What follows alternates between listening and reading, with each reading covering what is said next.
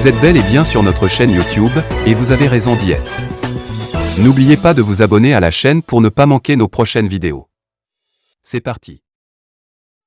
Il y a de cela quelques semaines, le Premier ministre, Choguel Maïga était à Ségou dans le cadre de l'ouverture du festival sur le Niger. L'occasion était bonne pour lui d'évoquer les opérations militaires en cours au centre du pays, précisément dans la région de Ségou où les FAMAS engrangent des succès. Salut les amis, bienvenue sur cette nouvelle note d'actualité. N'oubliez pas de vous abonner et d'activer la cloche de notification. En effet, dans son intervention fort appréciée par l'assistance, le PM a brillamment évoqué la situation sécuritaire dans le pays. Une situation marquée par une offensive généralisée des FAMAS. Depuis plusieurs semaines, les forces armées maliennes mènent des opérations d'envergure contre les groupes djihadistes dans plusieurs régions du pays, plus précisément dans les localités du centre. Le chef du gouvernement dira que ces opérations enregistrent des succès partout. Et Choguel Maïga précise, ces succès sont obtenus grâce aux hommes et par la mise à disposition d'équipements aériens et terrestres. Et cela démontre si besoin le souci constant des plus hautes autorités du pays de préserver la vie des troupes engagées sur les différents théâtres d'opération à travers le pays. Aujourd'hui, l'armée malienne est en train d'être dotée de moyens pour accomplir sa mission de protection des personnes et de leurs biens et aussi de reconquête du territoire national. Aujourd'hui, les dernières victoires enregistrées par les FAMAS dans la région de Mopti confortent les propos tenus par le Premier ministre à Ségou.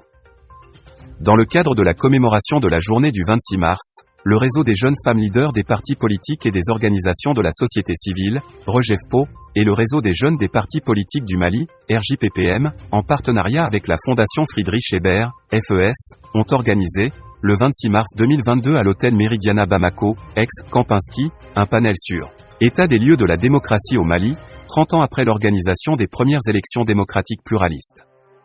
État de la participation des jeunes. L'une des recommandations issues de ce panel est de faire une relecture de la charte des partis pour une meilleure représentativité dans les bureaux politiques nationaux des partis politiques à travers un quota de 30% de jeunes, 30% de femmes et 40% de seniors. Ce panel s'inscrit dans la dynamique des actions menées par le REGEFPO et le RJPPM en vue de la consolidation de la démocratie au Mali, gage de stabilité politique et institutionnelle. Il vise également à renforcer les connaissances et compétences des jeunes des partis politiques dans leurs actions de plaidoyer pouvant améliorer et renforcer la participation des jeunes, HF, aux instances de prise de décision à travers des mesures législatives et réglementaires, à l'image de la loi numéro 2015-052/- du 18 décembre 2015. Selon Mamadou Sansiba, président du RJPPM, en 30 ans de démocratie, il y a eu des épreuves et de ruptures institutionnelles. 30 ans de démocratie, dit-il, autant d'élections organisées, autant de dirigeants élus. Nous voulons un Mali plus démocratique avec une jeunesse forte, vecteur de changement, des valeurs mues entre autres par l'intégrité, le patriotisme et la tolérance. Nous sommes viscéralement attachés au respect de la différence et de non-discrimination du fait de l'âge, du genre, de l'appartenance ethnique, politique ou religieuse. Le Mali Kura dont nous rêvons ne saurait être autre que démocratique et ici déjà à nous de nous poser la question. Quel rôle pour nous dans le Mali Kura? Que pouvons-nous faire pour la consolidation des acquis de la démocratie? S'interroge le président du réseau des jeunes des partis politiques du Mali, RJPPM. Il a fait savoir que la présente activité dont l'organisation a été rendue possible par leur partenaire, Friedrich Ebert Stiftung, vise à faire un état des lieux des difficultés de la pratique démocratique au Mali, de l'organisation des premières élections pluralistes à aujourd'hui, à discuter des disparités considérables entre l'âge moyen de la population malienne, 16 ans en 2019, et celui de ses dirigeants, 62 ans en 2019, par rapport aux difficultés de pratique démocratique, et à proposer des perspectives de consolidation de la démocratie à travers les pratiques des jeunes. J'ose croire qu'à la fin de cette conférence, les uns et les autres trouveront des réponses quant au rôle des jeunes dans l'exercice démocratique et que ces réponses serviront à les engager suffisamment pour un Mali meilleur. Il nous permettra de réexaminer ensemble les plaies de notre pratique politique et démocratique, a conclu Mamadou Sansiba. Pour sa part, Fanta Koumba Karambé du REGEFPO dira que les recommandations tirées de cette conférence peuvent être des solutions de sortie de crise au Mali. Et l'une des recommandations issues de ce panel est de faire une relecture de la charte des partis pour une meilleure représentativité dans les bureaux politiques nationaux des partis politiques à travers un quota de 30% jeunes, 30% femmes et 40% seniors. Confronté à une crise multidimensionnelle, le Mali a reçu, le samedi dernier, le nouveau président directeur général du Plan international, M. Stéphane Omolo et la présidente du conseil d'administration, Mme Gunvor Kroneman, pour une visite de 5,05 jours. L'objectif est d'évaluer la déclination locale de la stratégie quinquennale du plan international, une organisation onusienne.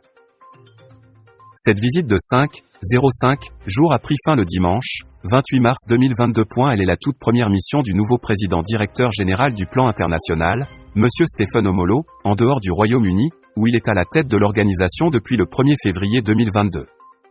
Ce plan vise à toucher plus de 100 millions de jeunes filles à travers le monde, et 3,03 millions de filles dans le contexte particulier du Mali, d'ici 2023. Pour M. Stephen Omolo, il faut agir maintenant et tout de suite. Nous devons travailler avec les filles et les jeunes activistes pour créer un monde plus juste et durable. Ne pas agir maintenant, explique le PDG, équivaudrait à laisser tomber toute une génération.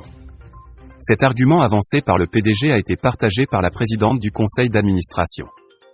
Lors de cette rencontre, Madame Guinvor-Kroneman soutenait ceci: « Dans mon travail, je suis inspiré par le sens que je trouve en essayant de rendre le monde un peu meilleur. Je ne peux imaginer une meilleure façon de le faire que de promouvoir l'égalité et une vie meilleure pour les enfants, en particulier les filles. » Cette opportunité a été saisie par le directeur pays du plan international Mali, M. Constant Tchona, pour saluer ces deux hauts responsables de l'organisation onusienne. Cela, pour leur choix porté sur le Mali.